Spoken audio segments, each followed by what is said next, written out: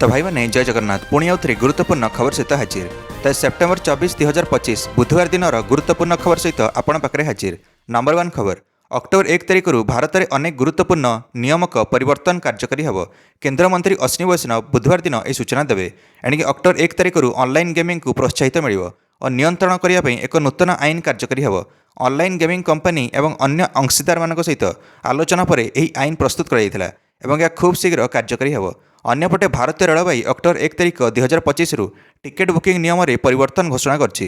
एवं ट्रेन पर साधारण टिकेट बुकिंग खोलिवार प्रथम 15 मिनट भितर केवल आधार प्रमाणित उपभोक्ता माने आईआरसीटीसी वेबसाइट किंबा ऐप रे टिकेट बुक करेंगे। ट्राई मोबाइल व्यवहारकारी नेटवर्क सूचना और स्पैम कॉल नियंत्रण करुवा नियम कार्यकारी करिवो। स्टॉक बाजार में बायबैक नियम और किछि आर्थिक योजना मध्य प्रभावित होब। परवर्ती खबर आज 22 जिले में प्रबल वर्षा संभावना। 24 घंटा 22 जिले को येलो अलर्ट। उत्तर उपकूल हेब अति प्रबल वर्षा। उत्तर पूर्व बंगोपसागर और आखपाख अंचल में सृष्टि होइछि लघुचाप। यार प्रभाव राज्यर विभिन्न स्थान में झिपिझिपि वर्षा होछि। आगामी 24 घंटा भितर पश्चिम उत्तर पश्चिम दिगरे गति करियो वर्षा। 25 तारिख बेलू आउ एक लघुचाप क्षेत्र सृष्टि होगा नहीं पूर्वानुमान करछि आंचलिक पाणीपाग केन्द्र। पूर्व केन्द्रीय और संलग्न उत्तर बंगोपसागर में लघुचाप क्षेत्र सृष्टि होब। यह 26 तारिख बेलू अवपातर परिणत हो पारे। फल आज 5 दिन में राज्यर विभिन्न स्थान में वर्षा संभावना। आगक दुर्गा पूजा आसुथिबारु वर्षा एथर दशहरा मौजक फिका करिवो। परवर्ती खबर पुणी थरे ओडिशा आसिबे प्रधानमंत्री नरेंद्र मोदी। 27 तारिख में झारसुगुड़ा आसिबे मोदी। झारसुगुड़ा ओडिशावासी को संबोधन करने कार्यक्रम में जोगदेवे। पूर्व ब्रह्मपुर आसवा नहीं कार्यक्रम स्थिर होता। ब्रह्मपुर में वर्षा अलर्ट थिबारु कार्यक्रम बदली। परवर्ती खबर ओडिया रे नाम फलक न लिखिले हेब कार्यानुष्ठान। विधानसभा रे बीजेडी विधायक प्रसन्न आचार्य प्रश्नर उत्तर रखिंट श्रम मंत्री गणेश राम सिंह खुंटिया। से कहते जे राज्य में चलित आर्थिक वर्ष में एजावत मोट 2852 गोटी प्रतिष्ठान रे ओडिया भाषा रे नाम फलक प्रदर्शन निमंते निरीक्षण कराଯାଇଛି। यह मध्यरु 1606 गोटी प्रतिष्ठान रे ओडिया भाषा रे नाम फलक प्रदर्शन न करथिबा कारणरू प्रतिष्ठान मालिकों को कारण दर्शाओ नोटिस जारी कराଯାଇଛି।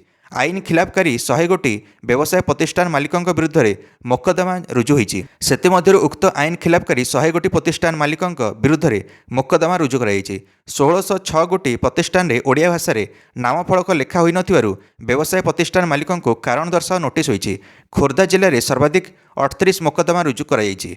यह झारसुगुड़ा 237, खोर्धा 201 व्यवसाय प्रतिष्ठान उपर कारण दर्शाओ नोटिस जारी कराଯାଇଛି। परवर्ती खबर रद्द होना कटक भुवनेश्वर मेट्रो प्रकल्प। कटक भुवनेश्वर मेट्रो प्रकल्प को रद्द करा जायनि। भुवनेश्वर मेट्रो रेल प्रकल्प एवं परीक्षाधीन रही। विधानसभा रे एक लिखित प्रश्न उत्तर दे नगर उन्नयन मंत्री कृष्णचंद्र पात्र कहते जे कटक भुवनेश्वर मेट्रो प्रकल्प रद्द होना।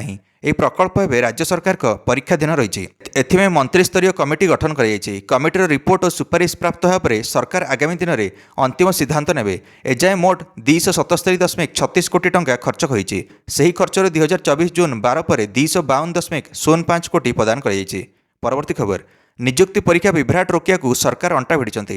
आगक जेपरी कौन निजुक्ति परीक्षा विभ्राट न हुए से रोड मैप प्रस्तुत कराଯାଇଛି। ए प्रश्नपत्र गुड़िक सरकारी प्रेस रे छपाଯିବ। परीक्षा केन्द्र में व्यवहार हेब एआई टूल ओकाक। एनआईसी पाखे रहिबो सीसीटीवी कंट्रोल।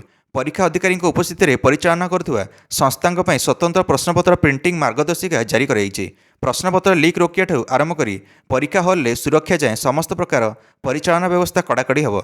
प्रश्नपत्र छपाठू आरंभ कर परीक्षा केन्द्र को आनिबा जाए वरिष्ठ अधिकारी माने दायित्व रहिबे। सरकारी प्रिंटिंग प्रेस को अधिका अत्याधुनिक एठारे सुरक्षा व्यवस्था को संपूर्ण भाव कड़ाकड़ी एपरिक आगामी दिन में परीक्षा परिचालना दायित्व को कौन एजेंसी किंबा आउटसोर्सिंग द्वारा न हुए से कड़ा आभिमुख्य आपणा हेब। एणिकी प्रश्नपत्र खोलिया समय वीडियोग्राफी सेपरी ऑनलाइन परीक्षा मल्टीफैक्टर ऑथेंटिकेशन को परीक्षा पूर्व जांच करा। परवर्ती खबर एणिकी महाप्रभु रत्न अलंकार स्थानांतर शेष होइछि। एने सूचना देले श्रीमंदिर मुख्य प्रशासक अरविंद पाढ़ी। सकाळ 10टारू आरंभ होता अस्थायी रत्नभंडारू मूल रत्नभंडार को स्थानांतर प्रक्रिया। अपराह्न 2:55 स्थानांतर कार्य शेष होइछि। भितर रत्नभंडार को रत्न स्थानांतर पर 2टी चाबी पड़ी। एसओपी अनुसार मध्य सबुकिछि वीडियोग्राफी कराई। गणति मणति केबे हेब राज्य सरकार स्थिर करेंगे। रत्न अलंकार स्थानांतर प्रक्रिया शेष पर श्रीमंदिर सर्वसाधारण दर्शन आरंभ होइछि। अन्यपटे आईन मंत्री पृथ्वीराज हरिचंदन कहते जे सरकार का प्रस्तुत एसओपी अनुसार रत्न अलंकार स्थानांतर कराई। एणे किछि त्रुटि न रहिबा पई स्थानांतर कार्य वीडियोग्राफी रेकर्डिंग कराई। रत्न भंडार कमिटी हाई पावर कमिटीर एणिकी निष्पत्ति गणति मणति आरंभ होब। परवर्ती खबर କଟକରେ ପ୍ରସିଦ୍ଧ ଧବଳେଶ୍ୱର ପୀଠରେ ନଭେମ୍ବର 3ରେ ସୋମବାର ବଡ଼ ଓଷା ପାଳନ ହେବ। ନଭେମ୍ବର 4 ମଙ୍ଗଳବାର ସକାଳୁ ଗଜଭୋଗ ବିତରଣ କରାଯିବ। ନଭେମ୍ବର 5ରେ ଡଙ୍ଗା ଭସା ସହିତ କାର୍ତ୍ତିକ ପୂର୍ଣ୍ଣିମା ପାଳନ କରାଯିବ। ଅକ୍ଟୋବର 8ରୁ ନଭେମ୍ବର 5 ପର୍ଯ୍ୟନ୍ତ କାର୍ତ୍ତିକ ବ୍ରତ ପାଳନ କରାଯିବ। ନଭେମ୍ବର 1ରୁ 5 ଯାଏଁ ବ୍ରତ ପାଳନ କରାଯିବ। ସେପରି କାର୍ତ୍ତିକ ବ୍ରତ ଓ ବଡ଼ ଓଷା ପାଇଁ ଧବଳେଶ୍ୱର ପୀଠରେ ପ୍ରବଳ ଭିଡ଼ ହୋଇଥାଏ। ତେଣୁ ଏଥିପାଇଁ ସ୍ୱତନ୍ତ୍ର ଭାବେ ସୁରକ୍ଷା ବ୍ୟବସ୍ଥା ଗ୍ରହଣ କରାଯିବ। ଶ୍ରଦ୍ଧାଳୁମାନଙ୍କ ଦର୍ଶନରେ ଯେମିତି କୌଣସି ଅସୁବିଧା ନ ହୁଏ ସେଥିପ୍ରତି ଧ୍ୟାନ ଦିଆଯିବ ବୋଲି ଆଜି ପ୍ରସ୍ତୁତ କମିଟିରେ ନିଷ୍ପତ୍ତି ହୋଇଛି। ପରବର୍ତ୍ତୀ ଖବର, ଏଣିକି ବିଜେଡ଼ିର ବଡ଼ ଆକ୍ସନ୍, ଦଳରୁ ନିଲମ୍ବିତ ହେଲେ ଶ୍ରୀମୟୀ ମିଶ୍ର। ସୋସିଆଲ ମିଡ଼ିଆରେ ଟିପ୍ପଣୀ ଦେବା ଶ୍ରୀମୟୀ ମିଶ୍ରଙ୍କୁ ମହଙ୍ଗା ପଡ଼ିଲା। ଶ୍ରୀମୟୀଙ୍କ ବିରୋଧରେ ବିଜେଡ଼ିର କାର୍ଯ୍ୟାନୁଷ୍ଠାନ ହୋଇଛି। ବିଜେଡ଼ିରୁ ନିଲମ୍ବିତ ହେଲେ ଶ୍ରୀମୟୀ। ବିଜେଡ଼ି ସଭାପତି ନବୀନ ପଟ୍ଟନାୟକଙ୍କ ନିର୍ଦ୍ଦେଶ କ୍ରମେ ଶ୍ରୀମୟୀଙ୍କୁ ନିଲମ୍ବିତ କରାଯାଇଛି। ନିକଟରେ ସୋସିଆଲ ମିଡ଼ିଆ ଟିପ୍ପଣୀକୁ ନେଇ ଚର୍ଚ୍ଚାରେ ଥିଲେ ଶ୍ରୀମୟୀ। ମହଙ୍ଗା ପଡ଼ିଲା ଧୃତରାଷ୍ଟ୍ର ଓ ଭଣ୍ଡ ସନ୍ନ୍ୟାସୀ ଟିପ୍ପଣୀ ଦେବା। ତେବେ ଦଳ ବିରୋଧୀ କାର୍ଯ୍ୟ ଅଭିଯୋଗରେ ତାଙ୍କ ବିରୋଧରେ ଏହି କାର୍ଯ୍ୟାନୁଷ୍ଠାନ ନିଆଯାଇଛି। ବିଜେଡ଼ିର ମହିଳା ଶାଖା ସାଧାରଣ ସମ୍ପାଦିକା ଥିଲେ ଶ୍ରୀମୟୀ। ପରବର୍ତ୍ତୀ ଖବର, ଭାରତୀୟ କ୍ରିକେଟ ଦଳର ମୁଖ୍ୟ ଚୟନକର୍ତ୍ତା ଅଜିତ ଅର୍କର ବିରାଟ କୋହଲିଙ୍କ ସହିତ ତାଙ୍କ ଦିନିକିଆ ଭବିଷ୍ୟତ ନେଇ ଆଲୋଚନା କରିଥିଲେ। କିନ୍ତୁ କୋହଲିଙ୍କ ତରଫରୁ ଯୋଗାଯୋଗର ଅଭାବ ଦେଖାଦେଇଛି ବୋଲି ରିପୋର୍ଟରୁ ଜଣାପଡ଼ିଛି। କୋହଲି ଟେଷ୍ଟ ଓ ଟି20ରୁ ଅବସର ନେଇସାରିଛନ୍ତି। କିନ୍ତୁ ଅଷ୍ଟ୍ରେଲିଆ ବିପକ୍ଷ ଦିନିକିଆ ସିରିଜରେ ତାଙ୍କ ପ୍ରତ୍ୟାବର୍ତ୍ତନ ଆଶା କରାଯାଉଥିଲା। ତେବେ ଯୋଗାଯୋଗ ଅଭାବ ଯୋଗୁଁ ତାଙ୍କ ଦିନିକିଆ ଭବିଷ୍ୟତ ନେଇ ଆଶଙ୍କା ସୃଷ୍ଟି ହୋଇଛି। ବିସିସିଆଇ ରୋହିତ ଶର୍ମା ଓ ବିରାଟ କୋହଲିଙ୍କୁ ଅଷ୍ଟ୍ରେଲିଆ ଏ ବିପକ୍ଷରେ ଭାରତ ଏ ପାଇଁ 50 ଓଭର ମ୍ୟାଚ୍ ଖେଳିବା ପାଇଁ ଚାହୁଁଥିଲେ, କିନ୍ତୁ ଦୁହେଁ ସ୍କ୍ୱାଡରେ ସାମିଲ ହୋଇନାହାନ୍ତି। ଅନ୍ୟପକ୍ଷରେ ଭାରତ ଏ ଓ ଅଷ୍ଟ୍ରେଲିଆ ଏ ମଧ୍ୟରେ ଦ୍ୱିତୀୟ 4 ଦିନିଆ ମ୍ୟାଚ୍ ପୂର୍ବରୁ ଶ୍ରେୟସ ଅୟ୍ୟାର ଭାରତ ଏ ଅଧିନାୟକ ଦାୟିତ୍ୱ ଛାଡ଼ିଛନ୍ତି। ଧ୍ରୁବ ଜୁରେଲଙ୍କୁ ନୂଆ ଅଧିନାୟକ ଦାୟିତ୍ୱ ଦିଆଯାଇଛି ଭାରତ ଏର। ଆୟରଙ୍କ ବ୍ୟକ୍ତିଗତ କାରଣରୁ ଏ ନିଷ୍ପତ୍ତି ନେଇଥିବା ଜଣାପଡ଼ିଛି। ସେ ଦିନିକିଆରେ ମୁଖ୍ୟ ଖେଳାଳି ହୋଇଥିଲେ ମଧ୍ୟ ଅନ୍ୟ 2 ଫର୍ମାଟରେ ସ୍ଥାନ ପାଇବା ତାଙ୍କ ପାଇଁ କଠିନ ହୋଇଛି। ତେବେ ଭାରତର ପରବର୍ତ୍ତୀ ଟେଷ୍ଟ ସିରିଜ୍ ଅକ୍ଟୋବର 2ରେ ହେବ ୱେଷ୍ଟଇଣ୍ଡିଜ୍ ବିପକ୍ଷରେ। ଦର୍ଶକ ବନ୍ଧୁମାନେ, ଏତିକି ଥିଲା ଆଜି ଗୁରୁତ୍ୱପୂର୍ଣ୍ଣ ଖବରଗୁଡ଼ିକ। ଅଧିକ ଖବର ଜାଣିବା ପାଇଁ ଚ୍ୟାନେଲକୁ ସବସ୍କ୍ରାଇବ୍ କରି ଭିଡ଼ିଓକୁ ଲାଇକ୍ କରିନେବେ। ଦେଖା ହେବ ଆଗାମୀ ଅଧ୍ୟାୟରେ। ଧନ୍ୟବାଦ।